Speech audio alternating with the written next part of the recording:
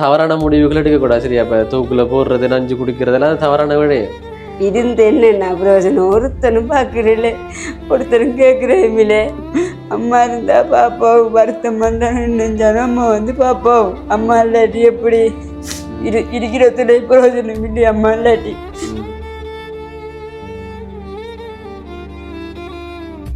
தனிமையிலான இருக்கிறீங்க நீங்க? தனிமையில இருக்கிறேன்.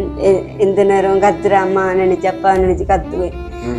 அம்மா அம்மா செத்தது அப்புறம் ஒருத்தரும் பார்க்குறாங்களே, அம்மா இருந்திருந்தா பாப்பா இவ்வளோ கஷ்டப்பட தேவையில்ல. அப்பா இல்லாடி எல்லாரையும் கேட்பேன். வெளியில் இருக்கிறாங்கட்டே எல்லாம் கேட்பேனுங்க. ஆகலாம் இருக்காங்க, அவங்ககிட்ட எல்லாம் கேட்குற ஒரு ஐயா காசு அனுப்பு, நீ உழைச்சி சாப்பிடும் என்று சொல்லுவாங்க. அப்படியெல்லாம் கதைப்பாங்க, பேசுவாங்க.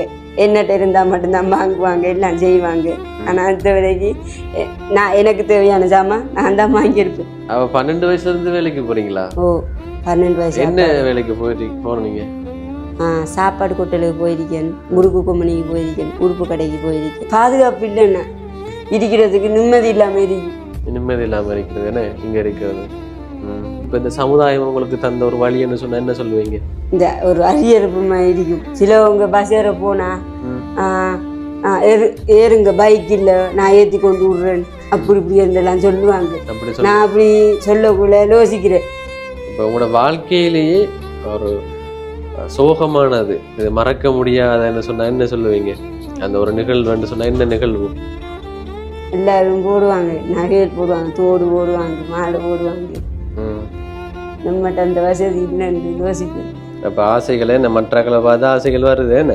இந்த வீடியோ பார்த்து கொண்டிருக்கிறவங்க அவங்களோட அண்ணா, உங்களோட அம்மா, பெரியம்மா, சித்தப்பா, தம்பி அப்படின்னு நினைச்சு நீங்க கேளுங்களேன். இப்ப மனசை விட்டு கேளுங்க. இப்ப உங்களுக்கு என்னென்ன தேவைகள், இதுவரை காலத்துக்கு நீங்க என்னென்ன இல்லாம என்னென்ன எதிர்பார்ப்புகள் இருந்தது, என்னென்ன ஆசைகள் இருந்ததோ அதெல்லாம் கேளுங்க.